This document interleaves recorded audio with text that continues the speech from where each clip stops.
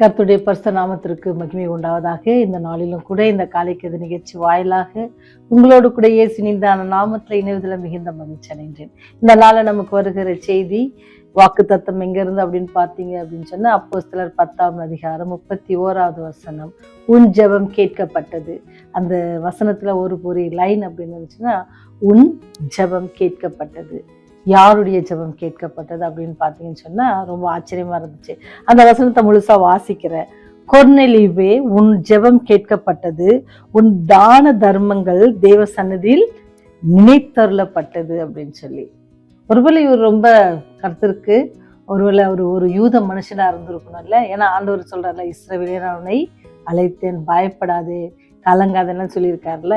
அந்த மாதிரி ஒரு யூத மனுஷனா இருப்பாரோ அப்படின்னு யோசித்தோம் அப்படின்னு சொன்னா இல்லை. கொர்நேலியுவே அவர் சொல்றாரு, கொர்நேலியுவே நீ ஜெபம் பண்ணது என்னது கேட்கப்பட்டது அப்படின்னு சொல்லி சொல்லப்படுகிறது.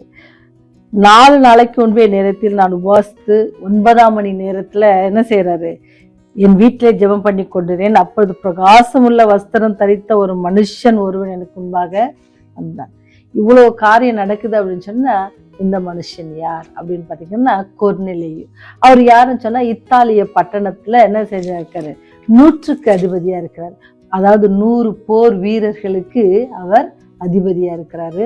அப்படி இருக்கிற அவர் என்ன செய்யறாரு அப்படின்னு சொன்னா, ஆண்டவருக்கு ரொம்ப ரொம்ப பயந்த மனுஷனா இருக்கிறாரு. அவர் என்ன செய்யறாரு, உன் ஜெபம் கேட்கப்பட்டது அப்படின்னு சொன்னா எவ்வளவு ஒரு ஆச்சரியமான காரியம். ஒரு நாள் அவர் என்ன செய்யறாரு, தொடர்ந்து அவர் ஆண்டவரோடு கூட ஜெபம் பண்ணி கொண்டே இருந்திருக்கிறாரு. நீங்க நினைச்சு பாருங்க, 100க்கு அதிபதி அப்படின்றவருக்கு எவ்வளவு நேரம் கிடைச்சிருக்கும். அவர் தன்னுடைய குடும்பத்தோட, அது அடுத்த லைன் என்னன்னு சொன்னா, அவர் எப்படி பார்த்தாருன்னு சொன்னா, தன் வீட்டாரோடு அனைவரோடும் கூட என்னதான் தேவனுக்கு பயந்து. இந்த மனுஷன் ஒரு 100க்கு அதிபதி, ஒரு 100 பேருக்கு ஒரு அதிபதியா இருக்கிற ஒரு மனுஷனுடைய வாழ்க்கையில பார்த்தீங்கன்னு சொன்னா, அவருடைய ஜெபம் கேட்கப்பட்டது.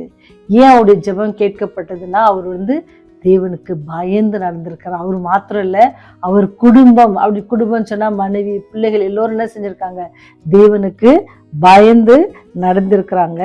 3வது காரியம் என்னன்னு சொன்னா, உங்களுடைய தான தர்மங்கள் எங்க கேட்டுச்சா, ஆண்டவருடைய சந்நிதியில் என்ன பண்ணது, நினைத்தருளப்பட்டது. ஆண்டவர் ரொம்ப, நான் நினைக்கிறேன், ஆண்டவர் என்னதான் பாக்குறாரா, என்னன்னு செய்யற, நம்ம இவ்வளோ பண்றோம், நமக்கு ஒண்ணுமே நடக்கலையே, நம்ம யாருக்கும் கெடுதலே பண்ணதில்லையே அப்படிலாம் நம்ம யோசிக்கிறோம் இல்ல. இங்க பாருங்க, ஒரு 100க்கு அதிபதி, ஒரு ரோம தலைவர், சரிங்களா. நீங்க பாத்தீங்கன்னா ரோமர்கள் அப்படின்னு பாத்தீங்கன்னா அவங்க சீஷர், அவங்களுடைய ராஜாவை தான் என்ன செய்வாங்க, ஒரு கடவுள் மாதிரி பார்ப்பாங்க. ஆனா இந்த ரோம அதிகாரி என்ன செய்யறாரு பாருங்க, 100க்கு அதிபதி, வானத்தையும் பூமியும் உண்டாக்கின தேவனே என்ன செஞ்சாரு, நோக்கி ஜெபம் பண்ணிட்டு இருந்தாரு. அவர் மாத்திரம் இல்லை, என்னது, தன்னுடைய குடும்பத்தோட கூட தேவனுக்கு. நீங்க உங்களுக்கு நேரம் கிடைச்சிச்சுன்னா, பழைய ஏற்பாடுல புதிய ஏற்பாடு எல்லா வீட்லயும் இருக்கும்ல, சின்ன புக்கு ஒன்று தந்திருப்பாங்க, உங்களுக்கு பிள்ளைங்களுக்கு ஸ்கூல்ல கூட கொடுத்துருப்பாங்க. அவங்க வீட்டுல இருக்கோம்னு சொன்னா எடுத்து வாசித்து பாருங்க. அப்போஸ்தலர் 10ஆம் அதிகாரத்துல நீங்க பாத்தீங்கன்னு சொன்னா, இத்தாலிய பட்டணம் என்னப்பட்ட பட்டாளத்திலே 100க்கு அதிபதியாகிய கொர்நேலியு என்னும் பேர் கொண்ட ஒரு மனுஷன் செசரியா பட்டணத்திலே இருந்தான். அவன் தேவ பக்தி உள்ளவனும் தன் வீட்டார் அனைவரோடும் தேவனுக்கு பயந்தனுமாயிருந்து ஜனங்களுக்கு மிகுந்த தர்மங்களை செய்து எப்பொழுதும் தேவனை நோக்கி ஜெபம் பண்ணி கொண்டிருந்தான். நினைச்சு பாருங்களேன், ரொம்ப அந்த வசனத்தை வாசிக்கும் போதே எனக்குலாம் என்ன ஆச்சுன்னா, அப்படியே உடம்பெல்லாம் ஒரு மாதிரி செலுத்துச்சு. ஏன்னு சொன்னா, ஒரு 100க்கு அதிபதி, ஒரு 100 போர் வீரர்களுக்கு ஒரு தளபதியா இருக்கிறவரு, அவர் எப்பேற்பட்ட ஒரு வாழ்க்கையை வாழ்ந்திருக்கிறான்னு பார்க்கும்போது ரொம்ப ஆச்சரியமா இருந்துச்சு. அது என்ன ஆச்சரியம் அப்படின்னு பார்த்தீங்கன்னா, தேவனுக்கு பயந்து. நம்ம ஒரு சின்ன ஒரு போஸ்ட் கொஞ்சம் உயர்வா போயிட்டாவே பக்கத்துல இருக்கிற ஃப்ரெண்ட்ஸை கூட மதிக்க மாட்டோம். அட்லீஸ்ட் வேற யாராவது நமக்கு மேல ஒரு அதிகாரி வந்தா கூட, நானும் உனக்கு ஈக்குவல் தான் அப்படின்னு நடக்கிற ஒரு காலகட்டம் நமக்கு இருக்கு. ஆனா இந்த மனுஷன் பாருங்க, 100க்கு அதிபதி, அவன் தேவ பக்தி உள்ளவனாயிருந்து தன் வீட்டார் அனைவரோடும். மனுஷன் இப்ப நம்ம தனியா தேவ பக்தியோட இருக்கணும், ஆண்டவருக்கு பயந்து இருக்கணும் அப்படின்றது ரொம்ப, அது நம்மளா டிசைட் பண்ணி நம்மளா காரியங்களை செஞ்சுக்கலாம். ஆனா தன் வீட்டார் அனைவரோடும் கூடனா அவருடைய வாழ்க்கை எப்படிப்பட்டதா இருந்திருக்கும். அந்த மனுஷன் அவருடைய வாழ்க்கையில அவர் தேவனுக்கு கொடுத்த இடம் எப்படிப்பட்ட ஒரு இடமா இருந்திருக்கும்னு யோசித்து பாருங்க. அது மாத்திரம் என்ன, ஜனங்களுக்கு தர்மம் செஞ்சாங்க அப்படின்னு தான் கேள்விப்பட்டிருப்போம். ஆனா இங்க எப்படி மிகுந்த தர்மம். நம்ம ஒருத்தருக்கு செஞ்சுட்டா 100 பேர்கிட்ட அதை என்ன செஞ்சிருவோம், சொல்லிடுவோம். இவங்களுக்கு இதை பண்ண இவங்களுக்கு இதை பண்ண அப்படின்னு சொல்லி 100 பேர்கிட்ட சொல்லுவோம். இந்த மனுஷனை குறித்து சொல்லுகிற வார்த்தை என்னன்னா, மிகுந்த தர்மங்களை செய்தான். உங்களுடைய ஜெபமும் என்னுடைய ஜெபமும் கேட்கப்படணும் அப்படின்னு சொன்னா வசனம் சொல்லுது, கொர்நேலியுவே உன் ஜெபம் கேட்கப்பட்டது. உடைய தர்மங்கள் எங்க நினைக்கப்பட்டுச்சான், பரலோகத்துல ஒரு தர்மம், நீ செய்த உதவிகள்லாம் அங்க நினைக்கப்பட்டது அப்படின்ட்டு சொல்லப்படுகிறது. கொர்நேலியு வாழ்க்கையில ஆண்டவர் இது நம்ம பார்த்தோம், ஒரு 100க்கு அதிபதி. சரி, எல்லா வசதியும் இருக்குது, எல்லா காரியங்களும் இருக்குது அப்படின்னு சொல்றவங்க எல்லாம் என்ன செய்ய மாட்டாங்க, அநேகமா என்ன செய்ய மாட்டாங்க, தேவனுக்கு முதலிடம் கொடுக்க மாட்டாங்க. ஏன்னு சொன்னா அவங்களுக்கு எல்லாமே அவங்க தேவைப்பட்ட காரியங்கள் எல்லாமே இருக்கும் பொழுது எதற்கு யார்கிட்ட நோக்கி கேட்கணுன்ற அவசியம் இருக்காது. ஆனா இந்த மனுஷன் எப்படின்னு சொன்னா எல்லாத்தையும் அதான் அவர் என்ன சொல்றாரு, அவன் தேவபக்தியுடன் தன் வீட்டான ஜனங்களுக்கு மிகுந்த, இன்னொரு கடைசியான ஒரு வார்த்தை, மிகுந்த தர்மங்களை செய்வதோடு நிறுத்தல. அவர் என்ன செய்யறார், தேவனை நோக்கி எப்பொழுதும் ஜெபம் பண்ணி கொண்டிருந்தார். அந்த எப்பொழுதுன்ற வார்த்தையை பார்த்தீங்களா, நம்ம வாழ்க்கையில எப்போ ஜெபம் பண்ணுவோம், ரொம்ப கஷ்டம் வந்தா ஜெபம் பண்ணுவோம், இல்லை ரொம்ப சந்தோஷம் வந்தா ஜெபம் பண்ணுவோம், இல்லாட்டி நம்முடைய தேவைகள் ஏதாவது நிறைவேறல அப்படின்னு சொன்னா என்ன செய்வோம், ஜெபம் பண்ணுவோம். இல்லை வியாதியிலிருந்து விடுபடணும்னா ஜெபம் பண்ணுவோம். இந்த 100க்கு அதிபதி என்ன தேவைகள் இருந்திருக்கும், கண்டிப்பா அநேகமா நிறைய காரியங்கள் எல்லாமே அவருக்கு தேவைப்பட்டதுனால இருந்திருக்கும், நிறைய தேவைப்பட்டிருக்காது. ஆனா இந்த மனுஷன் எப்பொழுதும் ஜெபம் பண்ணி கொண்டு வந்தார். அப்போ நீங்களும் நானும் எப்பொழுது என்ன செய்யணுமா, ஜெபம் பண்ணி கொண்டிருக்கணும், தேவ பக்தி உள்ளவர்களாக இருக்கணும், ஜெபம் பண்ணி கொண்டிருக்கணும். நீங்கள் மாத்திரம் இல்லை, நான் மாத்திரம் இல்லை, நம்முடைய குடும்பத்தோடு நம்ம வீட்டார் அனைவரோடும் கூட நம்ம என்ன செய்யணும், ஆண்டவர் நோக்கி கூப்பிடணும். நம்ம அடுத்தது என்னது, தான தர்மங்களை முடிந்த அளவுக்கு செய்யுங்க. உங்களால் என்ன செய்ய முடியுமோ அதை செய்யுங்க. உங்களுக்கு காசு மாத்திரம் இல்லை, ஆகாரம் கொடுக்கலாம், உங்களுக்கு தேவையில்லாத ஆடைகளை கொடுக்கலாம், நிறைய காரியங்கள். நீங்கள் உட்காந்து யோசித்து பார்த்தீங்கன்னா நிறைய காரியங்கள்.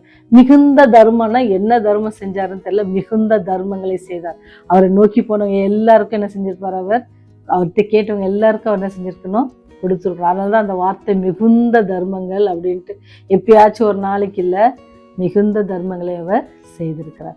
அதனால தான் அதே அதிகாரத்தில் 31 சொல்லுது என்னன்னா, கொர்நேலியுவே உன்னுடைய ஜெபம் கேட்கப்பட்டது, உன்னுடைய ஜெபம் கேட்கப்பட்டது அப்படின்ட்டு சொல்லப்படுது. இப்பேற்பட்ட ஒரு ரோம் அதிகாரியுடைய ஜெபம் கேட்கப்படுது அப்படின்னு சொன்னா, அந்த மனுஷன் ஒரு யூதன் அல்ல. யூதர்கள்னா தேவனோடு கூட அவங்க தான் சொல்லுவாங்க, நாங்க தான். அப்ப இங்க என்ன சொல்லுதுன்னா, கிறிஸ்தவர்கள் ஜெபத்தை மாத்திரம் ஆண்டவர் இல்லை, எல்லாரும் அவரை நோக்கி கூப்பிடுற எல்லாருடைய ஜெபத்தையும் அவர் கேட்டுக்கொண்டு, எல்லாருடைய காரியத்தையும் அவர் நோக்கி கொண்டிருக்கா. நீங்க எவ்வளவுக்குள்ள தேவ பக்தி உள்ளவர்களா இருக்கீங்க, எவ்வளவுக்குள்ள உங்களுடைய குடும்பத்தை வழி நடத்துறீங்க, எவ்வளவுக்குள்ள நீங்க மற்றவர்களுக்கு உதவியா இருக்கிறீங்க, இந்த உலகத்துல நீங்க ஜீவிக்கிற ஒவ்வொரு நாட்களும் மற்றவர்களுக்கு எவ்வளவு உதவியா இருக்கு, இதெல்லாம் ஆண்டவர் பார்த்துக்கணும். எல்லா மனுஷருக்கும். ஒருவேளை இதை தேவனை அறியாத பிள்ளைக்கு கேட்பீங்கன்னு சொன்னா கூட ஆண்டவர் உங்களுடைய ஜபத்தையும் கேட்கிறார், உங்களுடைய வேண்டுதல்களையும் கேட்கிறார், உங்களுடைய விண்ணப்பத்தையும் அவர் கேட்கிறார். அவர் கேட்டு ஏற்ற வேலை ஏற்ற காரியங்களை அவர் செய்ய வல்லவராக இருக்கிறார். அப்போ இந்த புதிய மாதத்துல நீங்களும் நானும் கற்றுக்கொள்ள வேண்டிய இன்னொரு பாடம் என்னது, நேற்று நம்ம படிச்சது, ஆண்டவரே எங்களை கண்மணி போல பாதுகாத்துக் கொள்ளுங்க நம்ம ஜெபிச்சிட்டோம். இன்னைக்கு நமக்கு கொர்நேலியுடைய வாழ்க்கையிலிருந்து நம்ம கற்றுக்கொள்கிற பாடம்னு சொன்னா, நம்ம தேவ பக்தி உள்ளவர்களா இருக்கணும். நாம மாத்திரம் நம்ம வீட்டையும் சேர்த்து நம்ம வீட்டாரோடும் கூட இருக்கணும். அடுத்தது என்னது, எப்பொழுதும் ஜெபம் பண்ணி கொண்டிருக்கணும். முடிந்த அளவுக்கு என்ன செய்யணுமா, மிகுந்த தான தர்மங்களை செய்யுங்க. அப்படி இதெல்லாம் நீங்க செஞ்சுட்டு நீங்க ஏறெடுக்கிற ஜெபத்திற்கு என்னது, பரலோகத்துல இருந்து என்னது, தேவதூதர் சொல்லுவாரு.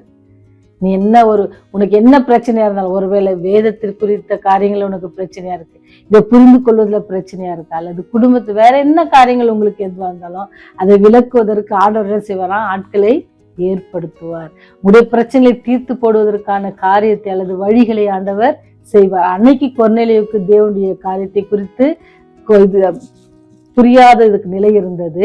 அதே போல ஒரு யூதனுக்கும் புரியாத நிலை இருந்தது. 2 பேரையும் புரிய வைப்பதற்காக ஆண்டவர் இந்த காரியங்களை செய்கிறார். அதே போல இந்த மாதம் முழுவதும் நமக்கு இருக்கிற எல்லா காரியத்திலும் ஆண்டவர் வழி நடத்துவதற்கு நமக்கு யாரை போல இருக்கணுமா, கொர்நேலியுடைய ஜீவியத்தை போல நம்முடைய ஜீவியம் இருக்குன்னு சொன்னா, நம்முடைய ஜெபங்களும் கேட்க அவர் காவலா இருக்கிறார். நம்முடைய ஜெபத்தை கேட்டு உடனே பதில் அளிப்பதற்கும் ஆவலா இருக்கிறார். அப்பேற்பட்ட வல்லமுள்ள தேவனை நீங்க ஏற்றுக்கொள்ளவும் அதே அவர் சொன்ன வழிகள் நடக்கும். நீங்க ஆயத்தமா இருந்தா ஜெபம் செய்வோம். பரலோகத்தில் வாசமாயிருந்து பூமியின் மண்மக்களை கண்ணோக்கி பார்க்கிறதான பரலோக தந்தையே, நாங்கள் ஜெபிக்கும் பொழுது எங்களுடைய ஜெபங்களை கேட்டு எங்களுக்கு பதில் அளிக்கிறவரே உண்மை துதிக்கிறோம், சோஸ்தரிக்கிறோம் சாமி. இந்த நாளிலும் கூட ஆண்டவரே, இப்பேற்பட்ட ஒரு நல்ல செய்தியை நாங்கள் கேட்டுக்கொள்வதற்கு நீர் உதவி செய்ததற்காக நன்றி செலுத்துகிறோம் தகப்பனே. கொர்நேலியு வாழ்க்கையை பார்க்கும்போது கர்த்தாவே, எங்களுடைய வாழ்க்கை எவ்வளவு பின்தங்கிய நிலையில் இருக்கிறோம் என்பதை நாங்கள் உணர்கிறோம் சாமி. அனுபவமை நோக்கி அப்பாவே பிதாவே என்று அழைக்கிற நாங்கள் எங்களுடைய ஜீவியம் எப்படி இருக்கிறது என்பதை நாங்கள் உணர்ந்து கொள்கிறோம் ராஜா. தயவா எங்களை மன்னித்தருளுங்க.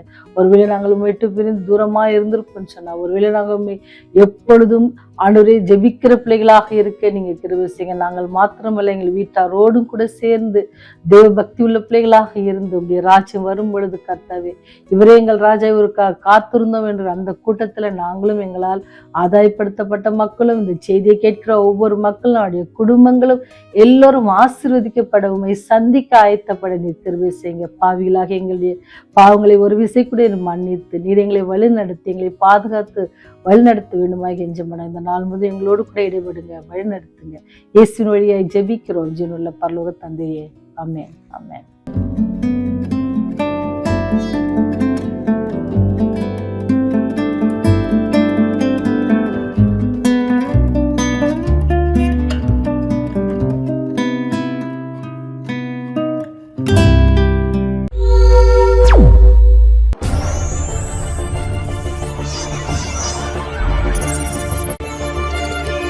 நீங்கள் பார்த்துக் கொண்டிருப்பது உங்கள் ரிவைவல் டிவி.